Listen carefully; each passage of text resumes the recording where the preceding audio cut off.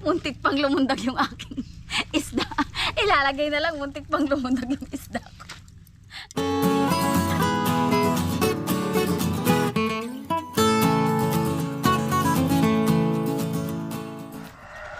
Hi guys! Welcome back sa aming channel, ang KKK by Jeng and Odep. And of course, it's me, your Ate Jeng. At ang nasa likod po ng camera ay si Daddy D. Ayan! Makikita nyo naman po. Tadan. O, mayroon na siyang magic sarap at saka asin. Huling-huli sa akto ang magic sarap. O, mayroon naman po kasing kaliskis yan. Hindi nga tayo sure kung maglalasa yan o hindi. Pero nilagyan ko rin yung konti ang ano niyan, ang tiyan. Syempre, malinis na po ito. Ito po ay nanggaling sa Team Dagat. O, kasalubong po yan ng Team Dagat. Meron po kaming tigi-isang ganito. Kaya ang sa amin po ay iihawin lang namin. Dahil ito po ang suwak sa sikmura ni Senior Harabas. Of course, alam nyo naman po na si Tatang po ay palaging umuukad-ukad. Kaya wala pong palaman ito na luya. O, doon po sa mga nagtatanong bakit konti ang luya ng ating arroz caldo. Ito po, pwede rin naman nating lagyan ng luya na tinadtad, sibuyas at bawang. Yung mga spices po kasi na yon medyo hindi po talaga compatible sa sikmura ni Tatang o sa hyperacidity. Kaya mas syempre po, mas pipiliin natin yung mas less yung lasa ng ating ulam. Ang mahalaga, hindi po apektado yung sikmura ni Tatang. Ito po, the best po yung plain inihaw lang na meron lang asin sa labas. And then gagawa na lang po ng sausawan. Konti-konti lang po yung sausawan ni Tatang. At least controlled niya po. Pwede sausawan ng suka. Ayan. Ay! Yes! Masusubukan na namin ngayon ang aming sukang, ano kayang tawag doon? Sinamak or pinakurat? Basta yung suka na may siling bigay ng mga ibon. Ayan po, yung ginawa namin nung nakaraang vlog. Meron kaming siling nilagyan ng suka. Pinuno nga namin yung suka na yan. Suka na nilagyan ng sili. Ay, suka na nilagyan ng sili! Pinuno nga namin yung lalagyan niya kasi malasa rin po talaga, sakto lang. Kailangan lagyan pa siya ng sili, ng suka pa. Dinagdagan namin at puno nga po 'yon. Ayan. Maano po natin 'yon dito ngayon. Mapapakinabangan natin sa ating inihaw. Ito na po ang ating uling. Medyo okay na 'yan. Pwede na, start na po tayo at medyo tanghali na rin po. Ayan, take charge muna ang Daddy D. Siyempre si Daddy, may ano na po natin yung pagka-macho ng ating taga-pauling. Masyadong focus ah. Mamaskel mamaskel. Oh. Ayan, okay na ang ating uling pero hindi pa masyadong bagang-baga. Maganda po kasi yung ano. Sariwa yan eh. Umulan ka mo. Hindi sariwa yung isda. Akala ko sariwa yung uling eh. Ayan, hintayin lang po natin. Ayan. Balaki na po yan. Kasya na po yan sa aming apat. Apat po kasi kami nila Tatang na nandito. Ayan, kasya na po yan. Ang laki. Anong isda kaya to? Okay, bigay lang yan eh. Hindi naman siya mangagat, di ba? Hindi. Kasi sa dagat nga siya. Diba yung itsura ng mangagat? Parang tilapia ang mangagat eh. Oh, yan. Talaga naman, pagsalang pa lang, nangangamoy agad ang bango. Ang bango ko, ha? hindi pala yung bango ng isda, yung bango ko. Makulay na damit mo. Kahit sa dilim, kitang-kita yan eh. Neon, no? Ang ganda. Nabili ko lang sa ukay, 10 piso. Ang cute nga po eh, oh. Neon orange, pero ano siya, medyo sikip nga sa akin pero ang cute niya pa rin kasi. Pero yung katawan naman hindi naman saka yan di ba? Damit pa lang, happy na. Neon orange talaga, nakakasilaw. Pag natanlawan ng ilaw sa ganyan. Taon-tawa si Daddy di sa kulay na to kaya lang cute naman oh. Okay na, malamig po kasi sa katawan, manipis, malamig siya. Medyo mainit ang panahon, medyo mainit na naman ang natin, pakiramdam natin yan. Kailangan presko na naman yung ating mga damit. Kaya yan, nasuot ko siya ngayon. Balik na sa isda, sige balik na.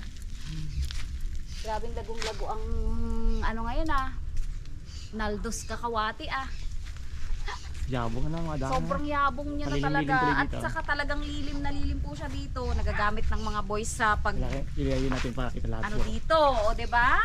Ayan o. Yabong. Ganda na nga po eh. O 'di ba? O. O 'di ba? O. Feel na feel o. Kitang kita yung lilim niya o. Pag ano nga, pag araw, kahit pa sabihin mong mainit ang panahon, ayan, ang ganda Hindi dito. pa kami nakakain pag talaga dito kami sa kubo ng nagablan. O, yan yung reason kaya talagang ayoko talagang ipapatay itong ano na to. Kasi ganito nga talaga ang kakawate. Sobrang yabong niya, especially pag tag-ulan. Napaka ano niya talagang Nakapangigad ano. hindi mo na kailangan bumili ng sunshade na net na ganon. Ito lang, talagang sunshade na mahangin pa. Iba po kasi ang ano, ang effect talaga ng mga puno. May kasama siyang, syempre, oxygen, di ba? Kaya talagang napakasarap sa pakiramdam. Kahit mainit ang singaw ng ating iniihaw, iba pa rin yung nasa ilalim tayo ng puno. O, di ba? Tingnan natin. Ano, baka mami sunog yung hilalo Sunog ko. na pala yan. Naparami ka naman ng kwento eh. Marami na naman ako ng kwento. Yung mga estudyante ko nga po, makwento ko lang. Sabi ko sa kanila, o pag sumisegue na ako at medyo napapalayo na tayo sa topic, ma'am, beep beep. Kasi marami talaga akong kwento, makwento talaga ako, class. Tapos yung mga estudyante ko naman, habang nagkukwento ako nung nagkukwento-kwento ng ganyan, hindi nila ako binibip-bip kasi tawa sila ng tawa. Tapos sabi ko, oy kayo talaga, napalayo na naman tayo sa ano, let's go back to our topic. Sabi nila, ma'am, sige ma'am, magkwento ka pa ma'am. Kasi natutuwa sila sa aking mga life experiences. Especially po talaga pag nagkwento na ako ng tungkol sa Metro Manila, sobrang nai-inspire yung mga students ko na mapagandahin yung kanilang grades para may ano sila, makalaban sila sa competition sa Metro Manila kasi pangarap din talaga nila mag Metro Manila. Marami sa kanilang takot na takot po. Siyempre, mga laking probinsya talaga, marami sa mga estudyante ko yung never pa pong nakaluwas ng Metro Manila. Sabi ko sa kanila, hindi naman nakakatakot sa Metro Manila. Huwag kayong maniwala doon sa mga ano doon, sa mga fake news na yon. Hindi nakakatakot doon. Sabi ko, kung meron kayong opportunity, take the opportunity. Sabi ko nang ganon. At saka, at least kahit paano, kung gusto nyo mang bumalik sa probinsya natin, dito sa probinsya natin, subukan nyo munang mag Metro Manila. Grabe encouragement ko sa kanila. Kaya pag nagkukwento po ako ng ganon, ayaw nilang i-bip-bip ako. Sabi ko kasi pag naliligaw na tayo ng konti sa ating topic, i-bip-bip nyo ako ha kasi baka mali tayo ng, ng discussion. Ay ayaw nila kasi tontuwa sila sa mga ano ko, sa mga life experiences ko doon. Sabi niya, hindi mo pala ma'am nakakatakot sa Metro Manila. No, hindi, syempre. Bakit naman? Ganun nga. Marami rin po kasi talagang, 20 years. sabi ko nga po sa kanila, 20 years akong nanirahan doon. Sabi ko nang ganon. 4 na beses pa lang ako nakaranas naman ng hold up at saka, wow ma'am, 4! Sabi na gano'n. Gina-joke ko sila palagi at saka pinagkukwentuhan. Ayun. Marami naman pong maraming nai-encourage. Kasi yung iba talaga, hindi pa man lang nakakaluwas ng hanggang Batangas. Yung iba nga, hindi pa nakarating ng sa Kapitolyo namin sa Mamburao eh. Dami po akong students na gano'n. Ayan. Bip-bip. Bip-bip na. Nag-bip-bip na tayo. Ayan, hanguin na po natin ang ating napakabangong ulam. Ayan, dumikit na yung tinapay. Ayos na po. Ayan, go! Kain na tayo. Nandito na ang ating mga kasama. Si Otep at saka si Tatang ay naka-ready na. Ayan, kakain na po kami. Sandukan ko muna ng soup ang aking mga parokyano. Wow. Ito po ay crab and corn soup. Yan naman ay uubra naman sa kay Tatang. Huwag lang sobra-sobra. Wala po yung egg. Kasi ayaw ni Tatang ng egg. Medyo nag-aano ang tiyan niya sa egg. Siyempre kung ano po yung mga na-experience ni Tatang na pagkain na nakakaukad-ukad sa kanya ay huwag na po nating anuhin. Kasi baka mag-ukad-ukad pa si Tatang. Okay, kuha na tayo Tang. Itong ating kanin. Siyempre nakalagay na po ang aming dyan. Rice cooker. Parang hindi na mahirap. Ito kay Daddy. Yan sa akin. Ito sa'yo. Ay tayo, malaki ako eh. Ha? Matakpang kita. Malaki ka? Matakpang kita dyan. Wala pala akong mangkok para sa amin. Sausawan! Wala pala tayong mangkok. Mga ano kalaki kong Tatang, mayroon tang patis ikaw ah. Ay, Dad ko, suyuan si Otik ng rice. Kuha tayo ng ating ano dito. Parang walang mangkok dito si Pons. Ayun, meron. Aba, bago ah. Bumili pala si Bungloy ng bago. Nakilala na namin yan. Pinakilala niyo na ta? Isang bibili, sandok, Panigo, kawali, kasi Tindi. wali, charating doon. Ay, bago sila atang lagyanan mo tang ng sausawan niyo. Kami Wala kasi, kang dalang tubig. ha? May tubig yung dala? Tubig, ay, ito. May tubig sa likod na. Ayan. Ayan, para sa soup mo, Dad, oh. yeah. Kunti lang, tang. Hindi ko rin nilagyan ng mga luya yung loob na yan. Kuha na, anak. Fort na tayo dyan, oh. Gagamitin na namin ang aming suka. Sumasama pala lahat ng sili. Ay, gusto mo ba, Dad? Magdurog ka ng sili? Oo. Yun. Ma-testing. Yun. Ah, Oh, hang! wala pa nga. Tapos lagyan natin ng patis. Sarap. Thank you, Lord. Gusto mo sili na? Food. Kasama sili kasama?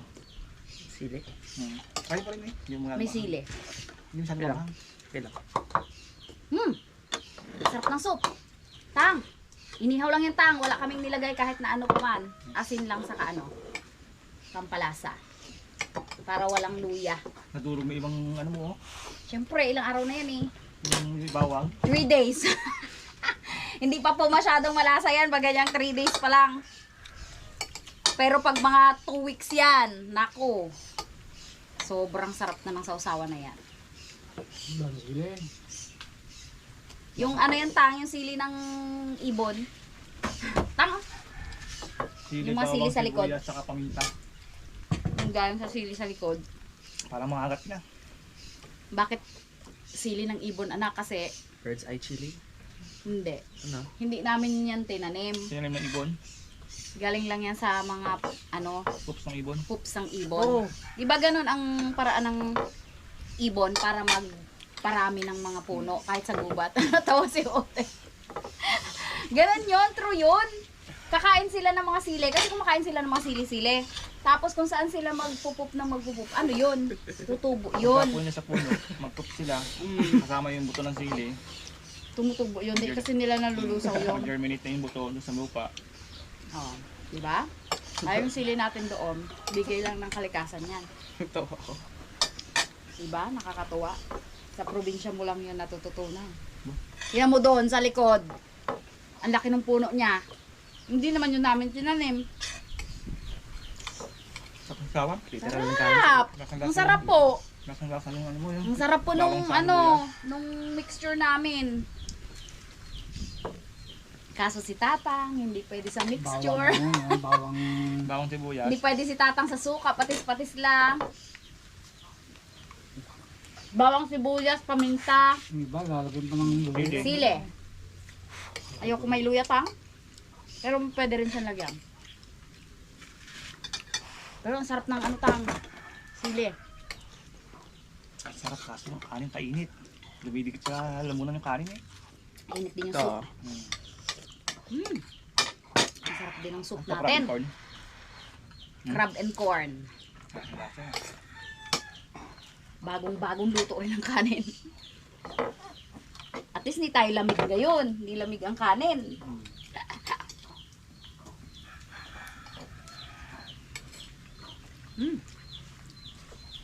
Bagay na bagay sa inihaw na isda. Sarap. Ganito lang dapat ang mga ulam-ulam nyo, no? Mga inihaw, mga soup. Kala ko sisigang mo saan to eh. Ubas-ubas. Hindi pwede kayo tatang yan. Asim. Sarap din sabaw ng ano? Sinigang sa ubas. So, ubas bulat. Hindi pwede yun. Sobrang asim eh. Tinikman ko pa lang. Nako. Ang big na Hindi yun. pwede Pag kita niluluto to. limitado. Ang big na yun na malaki eh. Parang big nine nga sa tang. Yun lang kung sabihin ko sana. Para siyang big nine na ano. Kaso ang big na puno. Hindi mo kailangan. Yung Ayan, hindi. Aray. Baging yan. Parang ubas din eh. Natinig ako. Talim pala niya. Baging yung pankuha na namin yan.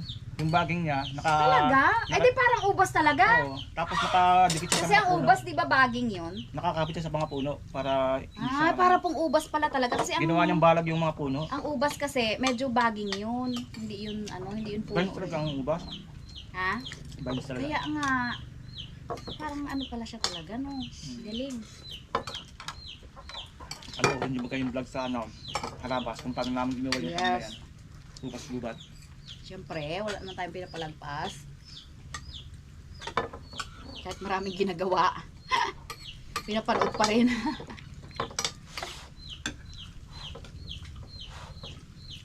mm. Dandahan lang dito, oh. Ako natusok. Wala ko naman yan. Talim, kalakalakan ng tinik. Nagkuha, kutsara. Kutsara tang. Kaya nga, Eh, andyan yung batang, kutsara. oh. Kaya kami tinto yan. Kahit nag-char tinidor dyan. Ubusin natin yung tang. Pero pag isda, lalo na to at inihaw lang, walang spices talaga, the best. Yung mga ulam ni Tata.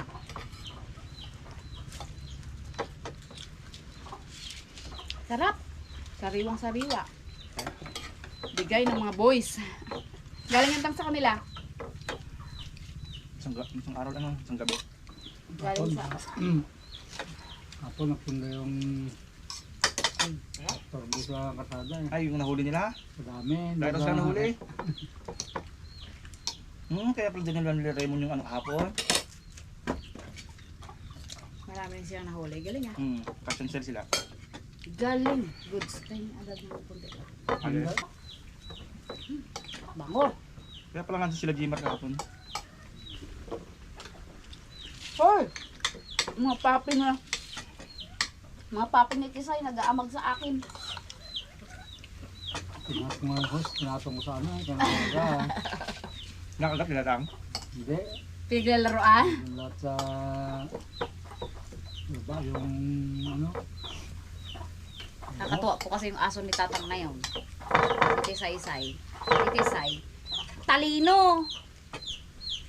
Ayaw na ayaw niya kasi doon tang sa may mga naaambunan.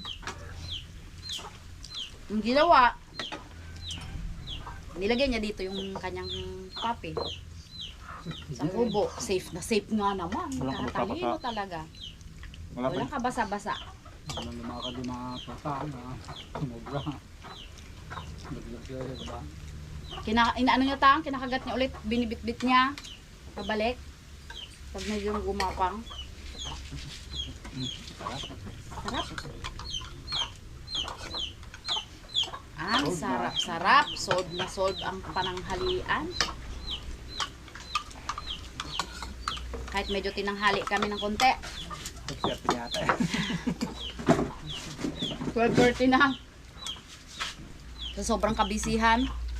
Kapag kawa ng mga anik-anik. Hindi ko na po namalayan ng oras. Mga nasikipugad ng doon.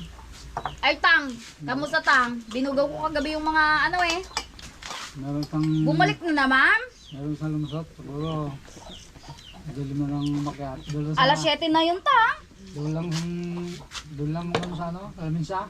Pag alis ninyo, sumampa na. Paghatid ni Dante sa inyo, binugaw ko. So, tapos. Tapos, binantayan ko ng mga ilang minuto. Balik. Bumalik. Na naman yun. Bumalik na naman. Sopas. Ang kulit ng mga manok ni Tatang. Yung sampayan po kasi ng damit ni Tatang ay inaano. Inaanohan Tang na. Nakapunan. Hinahapunan, doon humahapon. Tapos, Tango sopa. Ha? Sama na? 7, binugaw ko Tang, 2 piraso. Aba, may bumalik pa rin pala. Pala minsan na lang magbalik. Ay, ako siguro makata. Mag-game na. Ay, yung nasa table. Hmm. At least hindi na masyado.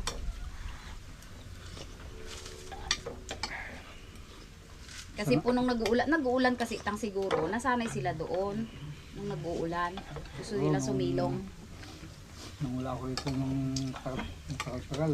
Hindi mo na maano. Ay tama Tang, nung wala kayo dito, doon sila. Sana-sana na doon. Tapos umuulan pa yun Tang. Tapos hindi naman namin nabubugaw. Tama. Doon nga sila nasanay. Pagdating ko meron na. Tira-tira ko yung tanggalin. Abang, Hmm, bandang huli ay Lumaki sila. nagsama-sama na. pati sampayan ko ng gamit na Isang buwan po kasi si Tatang na hindi nalagyan na. nagpunta dito. Isang buwan tang, no? Hmm. Isang buwan po si Tatang hindi nagpasyal dito. Yung mga manok niya nasanay na doon sa sampayan niya ng damit sa loob ng kamarin humapon. Siyempre hindi naman po pwede at may damit nga. Sold. Good. Thank you, Lord. Ayan. Maraming salamat po ulit sa mga patuloy na sumusuporta sa aming channel. Pwede nyo pong i-follow ang aming mga Facebook accounts. Jeng Guansing de Diyos po sa akin and Dante de Diyos po kay Daddy D. Marami po kaming mga pictures doon na live updates, mga posts na kung ano-ano, and syempre mga paninda na minamarket ko po. Thank you so much po. Pwede nyo pong i-comment down kung meron po kayong mga nakikita dito na gusto po ninyong itanong kung saan ang link, kung ng mga Shopee link po nun, kung saan po binili, pwede nyo pong itanong. Yung kalan po na two-way, nandoon na po. Marami po kasing nagtatanong nun. Nandoon na po sa aking Facebook account. Thank you so much po. God bless. Ayan, si Tatang at si Otet.